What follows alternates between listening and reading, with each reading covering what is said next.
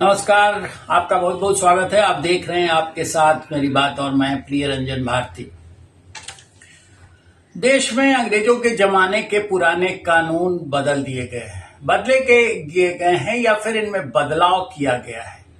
और ये बदलाव इसलिए किया गया है कि लोगों को न्याय मिलने में जो देरी हो रही थी वो देरी ना हो और अपराधी को बचाने का षड्यंत्र जो होता आया था किसी न किसी कारण से कानून के दांव पेच में उलझाकर, या तो लोगों को न्याय जल्दी नहीं मिल पाता था, लोग न्याय की चौखट पर सालों साल माथा रगड़ते रह जाते थे, उससे बचा जाए और अपराधी कानून के चंगुल से छूट नहीं पाए, वो जल्दी से जल्दी पकड़ में आए, उसे हवालात या मौत की सजा दी जाए। अब ये बदलाव क्या किए गए हैं ये समझना जरूरी होगा और समझने के साथ साथ अपराध करने वालों को और अपराध जब हो जाता है उसे जांच और फिर पीड़ित व्यक्ति को न्याय दिलाने की प्रक्रिया में लगे पुलिस तंत्र और प्रशासन तंत्र को भी काफी सख्त कर दिया गया है। वो अब बच नहीं सकते, हीला हवाली देकर या किसी भी तरह से मैनेज नहीं कर सकते। ये एक मोदी सरकार की नई जवाबदेही कानून की आज से शुरू हो गई है। अब कानून का राज चलने वाला है और अपराधी बच नहीं सकता और पीड़ित बार बार न्याय के लिए चौखट पर माथा नहीं रगड़ सकता। अब आपको मैं बतलाना चाहूंगा कि ये बदलाव क्या हो गए। जो भारतीय दंड संहिता आईपीसी 1860 में बनी थी उसे बदल दिया गया और इसमें पहले 511 धाराएं थी, उसमें अब 538 धाराएं जोड़ी गई हैं। इसका नाम हो गया भारतीय न्याय संहिता BNS 2023। इसी तरह से दंड प्रक्रिया संहिता जिसे CRPC कहते हैं 1973 में बना था और अब इसमें जो सुधार किए गए हैं इसमें नई 170 धाराएं जोड़ी गई हैं और इसका अब नामकरण हो गया भारतीय नागरिक सुरक्षा संहिता BNSS 2023। भारतीय साक्ष्य अधिनियम जो पहले था उसको 1872 से लागू था, उसे IEA कहा जाता था। अब वो भारतीय साक्ष्य अधिनियम 2023 के नाम से जाना जाएगा। खास बदलाव क्या हुए हैं? जो बदलाव हुए हैं वो बहुत ही व्यापक स्तर के हैं और सराहनीय हैं और साथ साथ अपराध करने वालों को छूट दिए जाने की गुंजाइश कम हो गई है और जो अपराध पर शिकंजा कसने वाला तंत्र है पुलिस प्रशासन तंत्र, उसे भी किसी भी तरह से मुंह चुराने की गुंजाइश नहीं छोड़ी गई है। पहली बार आतंकवाद परिभाषित किया गया है। आतंकवाद की परिभाषा नहीं गठित की गई थी, अब पहली बार इस कानून में आतंकवाद की परिभाषा गठित की गई है। राजद्रोह शब्द अब बनाया गया है। अब राजद्रोही जो भी होगा वो अपराधी होगा, यानी फिर वो क्रिमिनल ऑफेंस माना जाएगा। मॉब लिंचिंग यानी सामूहिक रूप से किसी को मार दिया जाए, वैसे मामले में बड़ा सुधार किया गया है, बड़ा कानून बना है। मॉब लिंचिंग मामले में आजीवन कारावास या मौत की सजा हो सकती है। ध्यान रहे, गाहे बगाहे लोग चोर चोर कह के जुड़ जाते हैं और किसी को भी अनजान या निरपराध व्यक्ति को पकड़कर मौत की सजा सुना देते हैं, मार डालते हैं। वैसे मामलों में या फिर किसी के साथ भीड़ में किसी भी निरपराध व्यक्ति के साथ कोई घटना हो जाती है, मारपीट होती है, वैसे मामले में आजीवन का, एक तो कि वो पीड़ित कहीं भी है उसे FIR दर्ज कराने का अधिकार है, कहीं भी वो FIR दर्ज करा सकता है और उस मामले में सामूहिक रूप से या फिर साक्ष्य के आधार पर चिन्हित लोगों को आजीवन कारावास या मौत की सजा मिल सकती है। दूसरा मामला यह है कि एक तरफा जो राज्य की ओर से केस वापस हो जाया करते थे वो अब नहीं हो सकता है।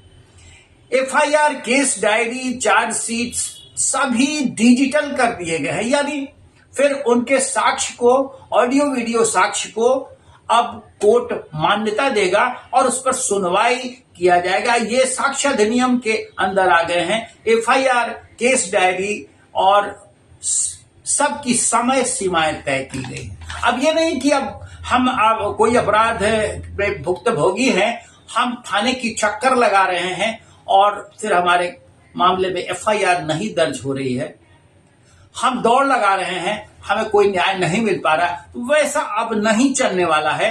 सबकी समय सीमा निर्धारित कर दी गई है। और तलाशी, किसी मामले में तलाशी जब्ती में ऑडियो वीडियो रिकॉर्डिंग अब जरूरी बना दी गई है। गवाहों के लिए ऑडियो वीडियो से बयान रिकॉर्ड करने का भी विकल्प है और अदालत इसे मानने को भी वश होगा। 7 साल या अधिक सजा के मामले में अपराध फोरेंसिक विशेषज्ञ द्वारा सबूत जुटाना अब जरूरी कर दिया गया है। इसी तरह से किसी के ट्रायल के मामले में, केस में 1/3 समय सजा में काट देने पर उसे जमानत देना अनिवार्य कर दिया गया है। अच्छा, ऐसा नहीं है कि भगोड़े अपराधी भाग जाएंगे तो सजा से बच जाएंगे या कानून के शिकंजे में कसने से बच जाएंगे। उनके खिलाफ ये कानून बना दिया गया, उनकी संपत्ति जब्त होगी, उन पर केस मुकदमा चलेगा, चाहे वो पकड़ से बाहर हो या पकड़ में आ गए हों। और पुलिस को अधिक जिम्मेदार बना दिया गया है। अब पुलिस बच नहीं सकती है। ऐसा होता है कि किसी तरह से मामले में पुलिस आनाकानी कर रही है या फिर कहीं मैनेज कर लेने की गुंजाइश ज्यादा होती थी, वो मैनेजमेंट अब इन कानूनों के दायरे में आकर बंद होगा और ये एक खास पहचान बन गई है। ये खास रूप से चर्चा का विषय है। सशस्त्र क्रांति, विध्वंसक गतिविधि, अलगाववादी कार्य, ये सब देशद्रोह के दायरे में माने जाएंगे और ये दंडनीय अपराध है। फिर इसी तरह से 90 दिनों तक कोर्ट में पेशी नहीं भी हुई हो तो मुकदमा चलेगा। जाति या समुदाय आधारित हत्या में हमलावर को 7 साल से बढ़ाकर आजीवन कारावास तक की सजा हो सकती है। यह खासा महत्वपूर्ण है। तो एक बात और है कि किसी भी मामले में अगर कोई गवाह है या अपराधी है तो उसे छूट मिल जाती थी कि वो मानसिक रूप से बीमार है। अब मानसिक रूप से बीमार बता करके सजा में छूट नहीं पा सकते हैं, उसे भी सजा का हकदार होना होगा। उसके लिए नई व्यवस्था की गई है, नया टर्म बनाया गया है, विक्षिप्त, यानी मानसिक विक्षिप्त। मानसिक विक्षिप्त को अपराधी अगर है तो वो छूट नहीं दी जा सकती है। पहले पुलिस वाले कानून के दायरे में ला करके मानसिक रूप से बीमार बता करके छूट दे सकते थे और वो बहुत तरीके से चलाया जाता था। किसी को माइनर, किसी को मानसिक बीमार बता करके बचा दिया जाता था। वो अब चलने वाला नहीं है। वैसे ही छोटे अपराध हेतु सामुदायिक सजा का भी प्राविधान किया गया है। छोटे छोटे क्राइम आप कर देते हैं तो मान लीजिएगा कि आप बच जाएंगे, वो अब संभव नहीं है। सबसे बड़ी बात है कि दुष्कर्म मामले में अगर किसी महिला के साथ या कन्या के साथ कोई दुष्कर्म होता है, उसकी सुनवाई में समय सीमा निर्धारित कर दी गई है। उसमें 7 दिन के भीतर पीड़िता की चिकित्सा रिपोर्ट पुलिस थाने और कोर्ट में भेजी जाएगी और मजिस्ट्रेट 14 दिनों में संज्ञान लेकर कार्रवाई करने के लिए विवश हो जाएंगे। जांच चालू होने पर आरोप पत्र 180 दिनों के भीतर दर्ज किया जा सकता है, लेकिन जांच चलेगी और जो जांच करता है वो किसी भी तरह से इसको कोई पेंच लगा करके आगे नहीं बढ़ा सकते हैं। उनको 90 दिनों के भीतर सारी प्रक्रिया पूरी करनी है और 180 दिनों के भीतर जांच रिपोर्ट और सजा का प्राविधान कर देना है। इसके साथ ही पुलिस अब बच नहीं सकती और अपराधी भी किसी भी तरह से कानून का पेंच लगा करके छूट नहीं सकता है। आपराधिक ट्रायल को गति देने के लिए 35 टाइमलाइन तय की गई है, यानी हर चीज को समय सीमा से बांध दी गई। ऐसा नहीं है एफआईआर के लिए अब आप दर दर नहीं भटक सकते हैं, एफआईआर कहीं भी करा सकते हैं। दर्ज सजा होने तक 3 से 7 साल की सजा में 14 दिनों में जांच रिपोर्ट और 24 घंटे के भीतर तलाशी रिपोर्ट पेश करने की बिल्कुल आवश्यकता बना दी गई है, ये निर्धारित कर दिया गया है।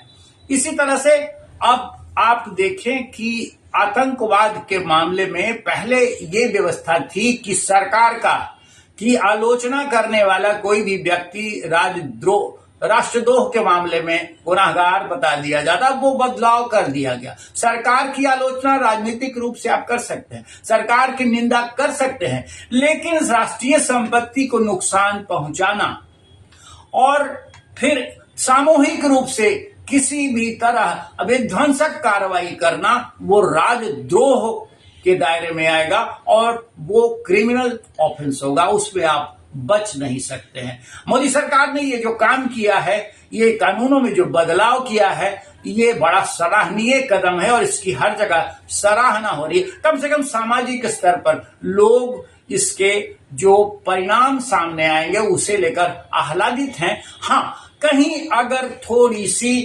कसाई, कड़क और कसौटी की गुंजाइश बढ़ती है तो वो उस तंत्र पर बनती है जिस तंत्र को इसे लागू करना है। इसलिए उन्हें भी अब मुस्तैद होना होगा, वो भी बच नहीं सकते। लेकिन आप सावधान रहिए ऐसे कानून से। अगर अपराधी हैं तो अपराधियों को बचने की अब गुंजाइश कम हो गई है और जो नागरिक हैं वो खुशी मनाएं, वो सुरक्षित रहेंगे। उनके लिए अब अपराधी और आतंकवादी कभी कोई शायद उन पर इस तरह की कार्रवाई करने के लिए आवे, क्योंकि अब अपराध करने के लिए दंड का प्राविधान बहुत सख्त हो गया है। इस सख्ती से वो बच नहीं सकते। आज के अंक तो बस इतना ही, फिर मिलते हैं। नमस्कार।